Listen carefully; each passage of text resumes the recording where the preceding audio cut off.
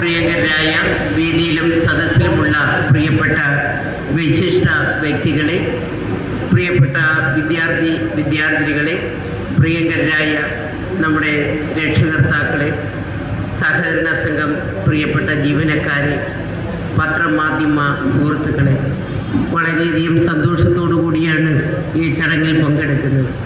Kerala state cooperative employees welfare ബോർഡിൻ്റെ നേതൃത്വത്തിലാണ് ഇന്ന് വളരെ വിപുലമായ നിലയിൽ ഇത്തരത്തിലുള്ള ഒരു വിദ്യാഭ്യാസ അവാർഡ് ഉൾപ്പെടെ അതിൻ്റെ സ്കോളർഷിപ്പ് വിതരണം ഉൾപ്പെടെ ഇന്ന് ഇവിടെ സംഘടിപ്പിച്ചിരിക്കുന്നത്. കാഞ്ഞങ്ങാട് ഇന്ന് പ്രത്യേകിച്ച് ഞങ്ങളുടെ വകുപ്പിൻ്റെ ചില പരിപാടികൾ ഉണ്ടായതുകൊണ്ട് ഇതുവഴി കടന്നു പോകുന്നു എന്നുള്ളത് കൊണ്ട് ബാങ്ക് നമ്മുടെ വെൽഫെയർ ബോർഡിൻ്റെ പ്രിയപ്പെട്ട അംഗങ്ങൾ ഒരു പരിപാടിയിൽ കൂടി പങ്കെടുക്കണം എന്നാവശ്യപ്പെട്ടതുകൊണ്ട് കൂടിയാണ് ഈ പരിപാടിയിൽ ഇന്ന് പങ്കെടുക്കുന്നത്.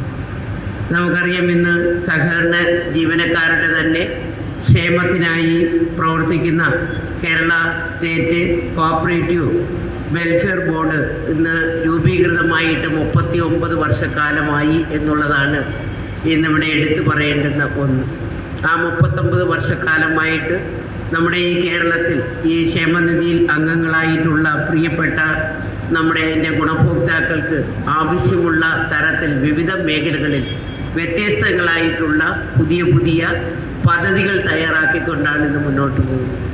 ഇന്ന് കേരളത്തിൽ നമുക്ക് സഹകരണ മേഖലകളിൽ മാത്രമല്ല, ക്ഷേമനിധി എല്ലാ മേഖലകളിലും നോക്കുമ്പോൾ വ്യത്യസ്തങ്ങളായിട്ടുള്ള ക്ഷേമനിധികളും ബോർഡുകളും ഒക്കെ സ്ഥാപിതമായിട്ടുണ്ട്. പോലീസ് അസോസിയേഷനെ നോക്കുമ്പോഴും അവരും ക്ഷേമനിധി ഉൾപ്പെടെയുള്ള ജില്ലാതലത്തിലുള്ള സൊസൈറ്റികൾ ഉൾപ്പെടെ രൂപീകൃതമാക്കിക്കൊണ്ട് അവരുടെ വകുപ്പിൻ്റെ ആൾക്കാർക്ക് ഇത്തരത്തിലുള്ള നിരവധിയായിട്ടുള്ള ആനുകൂല്യങ്ങൾ കൊടുക്കുന്നത് പലപ്പോഴും കാണും. നമ്മുടെ തന്നെ ക്ഷീരസംഘത്തിൻ്റെ ക്ഷേമനിധി ബോർഡ് കേരളത്തിൽ നമുക്ക് രൂപീകരിക്കപ്പെട്ട് നിരവധിയായിട്ടുള്ള പദ്ധതികൾ ക്ഷീര വികസന വകുപ്പുകളിൽ ക്ഷീര സംഘം ജീവനക്കാർക്കും അതോടൊപ്പം തന്നെ ക്ഷീരമേഖലകളിലെ സാധാ കർഷകർക്കും ഉൾപ്പെടെ കൊടുത്തുകൊണ്ട് വരികയാണ്. അതിവിടെ മാത്രമല്ല എന്ന് സൂചിപ്പിക്കുക. പക്ഷെ ആദ്യമായിട്ടായിരിക്കാം എനിക്ക് തോന്നുന്നു ഇത്തവണ സഹകരണ ബാങ്കുകളുടെ ഇത്തരത്തിലുള്ള ഒരു കോഓപ്പറേറ്റീവ് എംപ്ലോയീസ് വെൽഫെയർ ബോർഡിൻ്റെ പരിപാടിയിൽ ഞാൻ പങ്കെടുക്കുന്നു. ഇവിടെ ഞാൻ ഈ ബുക്ക്ലെറ്റ് ഒന്ന് വായിച്ചു നോക്കിയപ്പോൾ നിരവധിയായിട്ടുള്ള പ്രവർത്തനങ്ങൾ നടപ്പിലാക്കിക്കൊണ്ടാണ് നമ്മുടെ ഈ മേഖല കടന്നു പോകുന്നത്. ഏറ്റവും അവസാനം നമ്മുടെ ബോർഡംഗം ഒന്ന് സൂചിപ്പിച്ചത് ക്ഷീര മേഖലകളിലെ കർഷകർക്കും ഈ ക്ഷേമനിധി ബോർഡിൽ അംഗമാകാം എന്നുള്ളതാണ് അദ്ദേഹം ചൂണ്ടിക്കാണിക്കപ്പെട്ടത്. പക്ഷേ ക്ഷീരമേഖലകളിൽ മറ്റ് ക്ഷേമനിധി ഉണ്ടായതുകൊണ്ടായിരിക്കാം കുറച്ച് പേരൊക്കെ തന്നെ ഇതിനകത്തും അംഗങ്ങളായി വന്നിട്ടുണ്ട് എന്നുള്ളത് യാഥാർത്ഥ്യമാണ്.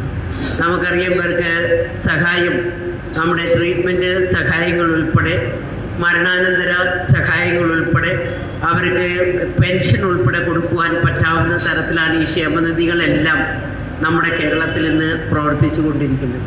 അതുമാത്രമല്ല, കുഞ്ഞുങ്ങളുടെ ഉപരി പഠനത്തിനുൾപ്പെടെ സ്കോളർഷിപ്പ് ഉൾപ്പെടെ കൊടുത്തുകൊണ്ട് അവരെയും സഹായിക്കുക എന്നുള്ള ബൃഹത്തായ ഉത്തരവാദിത്വം നമ്മുടെ ഈ ബോർഡ് ഏറ്റെടുത്തിട്ടുണ്ട് എന്നുള്ളത് അഭിമാന പുരസ്സരം നമ്മൾ പറയുകയാണ്. അസുഖബാധിതരായിട്ടുള്ള ആൾക്കാർക്ക് അവർക്ക് ട്രീറ്റ്മെൻറ്റ് നടത്തുവാൻ ലക്ഷക്കണക്കിന് രൂപ കൊടുക്കുവാൻ പറ്റുന്ന തരത്തിലേക്കും നമ്മുടെ ഈ ക്ഷേമനിധി വന്നിട്ടുണ്ട്. അതൊക്കെ തന്നെ ഓരോ മേഖലകളിലും നോക്കുമ്പോൾ ഈ തരത്തിലുള്ള ക്ഷേമനിധികൾ ഉണ്ട് എന്നുണ്ടെങ്കിൽ നമ്മുടെ കേരളത്തിലെ ഗവൺമെൻറ് തന്നെ നമുക്കറിയാം മുൻകൈയെടുത്ത് മുഖ്യമന്ത്രിയുടെ ഫണ്ട് ഇതുപോലെ ദുരിതാശ്വാസ ഫണ്ട് കൊടുക്കുന്നുണ്ട് എന്നുള്ളതാണ്. അത് നമുക്കറിയാം, കിഡ്നി മാറ്റിവെക്കുവാനും അതുപോലെ തന്നെ കരൾ മാറ്റ ശസ്ത്രക്രിയ ഉൾപ്പെടെയുള്ള വലിയ ശസ്ത്രക്രിയകൾ നടത്തുന്ന ആൾക്കാർക്ക് മിനിമം 3 ലക്ഷം രൂപ വരെ നമ്മൾ ആ തരത്തിലും കൊടുക്കുന്നുണ്ട്. ഒരുപക്ഷെ ചിലപ്പോൾ ക്ഷേമനിധിയുടെ ഇത് കൈപ്പറ്റി കഴിഞ്ഞാൽ ഒരുപക്ഷെ ചിലപ്പോൾ ഗവൺമെൻറ് മുഖ്യമന്ത്രിയുടെ നേതൃത്വത്തിലുള്ള ഈ ദുരിതാശ്വാസ നിധിയിൽ ചിലപ്പോൾ ഒരുപക്ഷെ, അല്ലെങ്കിൽ നമുക്കറിയാം ഇത്തരത്തിലുള്ള പ്രശ്നങ്ങളുള്ളവരുടെ അപേക്ഷ വരുമ്പോൾ അത്തരത്തിൽ ചില പരിശോധനകൾ ഒരുപക്ഷെ ഉണ്ടെങ്കിൽ രണ്ടിലും ചിലപ്പോൾ ഒരുപക്ഷെ കിട്ടിയില്ല എന്നുള്ളതായിരിക്കും. പക്ഷെ ഞാൻ സൂചിപ്പിക്കാൻ കഴിഞ്ഞത് ഇതെല്ലാ മേഖലകൾക്കുമുണ്ട്. ആ മേഖലകൾ പ്രത്യേകിച്ച് ഗവൺമെൻറ്റും മുൻകൈ എടുത്ത് കോടികളാണ് ഇതിനു വേണ്ടി ചെലവഴിക്കുന്നതെന്ന് സൂചിപ്പിക്കുവാൻ വേണ്ടിയിട്ടാണ് ഞാൻ ഇതുകൂടി പറഞ്ഞത്. നമ്മുടെ തന്നെ ഓരോ നിയോജക മണ്ഡലം എടുത്ത് പരിശോധിച്ചാൽ ലക്ഷക്കണക്കിന് കോടിക്കണക്കിന് രൂപയാണ് ഈ തരത്തിൽ ചികിത്സാ സഹായം എന്ന നിലയ്ക്ക് ഞങ്ങൾ കൊടുക്കുന്നത്. ഇപ്പോൾ തന്നെ ഏകദേശം 4 വർഷം കൊണ്ട് 9 കോടി രൂപ ഒരു നിയോജക മണ്ഡലത്തിൽ മാത്രം ഈ ട്രീറ്റ്മെൻറ്റ് തലത്തിൽ നമുക്ക് സഹായിക്കുവാൻ കഴിഞ്ഞിട്ടുണ്ട് എന്ന് അഭിമാനപുരസ്സരം പറയുവാൻ പറ്റും. കാരണം സാധാരണക്കാരായിട്ടുള്ള ആൾക്കാരാണ്. നമ്മുടെ സഹകരണ മേഖലകളെടുത്താലും ക്ഷീരമേഖലകളെടുത്താലും മത്സ്യ മേഖലകളെടുത്താലും നമുക്ക് കാണുവാൻ കഴിയുന്നത്.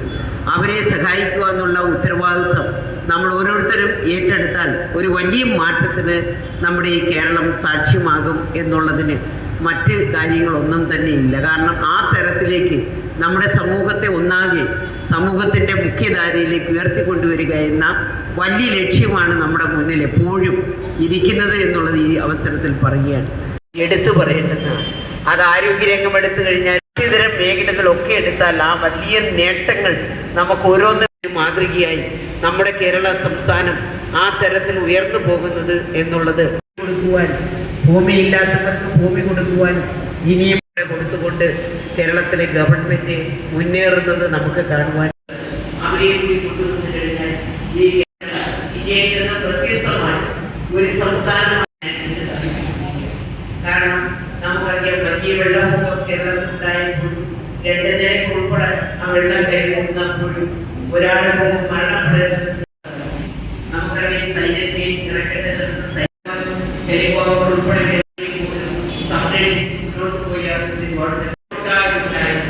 ലോകമൊട്ടാകുണ്ടായി ശക്തമായ രീതിയിലുള്ള പ്രവർത്തനം നടപ്പിലാക്കുന്ന ഗവൺമെന്റ് ഈ ഗവൺമെന്റ് കാണിക്കപ്പെടുകയും നാം എടുത്തു നമ്മുടെ യുവജന സംഘടനകളുമൊക്കെ തന്നെ ഉണർന്ന് പ്രവർത്തിച്ച ഒരു കാര്യം. നാം എല്ലാവരും വീട്ടിലിരിക്കുമ്പോൾ നമുക്കറിയാവുന്നത് വയനാട് ദുരന്തമാണ്. നമ്മുടെ അടുത്താണ് വയനാട്. ആ വയനാടിന്റെ 2 വാർഡുകളിലാണ് ഉൾപ്പെടുന്നുണ്ടായത്. ആ ഉൾപ്പെടുത്തിൽ 10-400 ആൾക്കാർ മരണപ്പെട്ടപ്പോൾ അതൊരു ദേശീയ ദുരന്തമായി പ്രഖ്യാപിക്കണമെന്ന് പറഞ്ഞപ്പോൾ നമുക്കറിയാം അതൊന്നും പ്രഖ്യാപിക്കാതെ മുന്നോട്ട് പോയ കേന്ദ്ര സർക്കാരാണ് നമ്മുടെ പ്രഖ്യാപിക്കുന്നതെന്നുള്ള വലിയ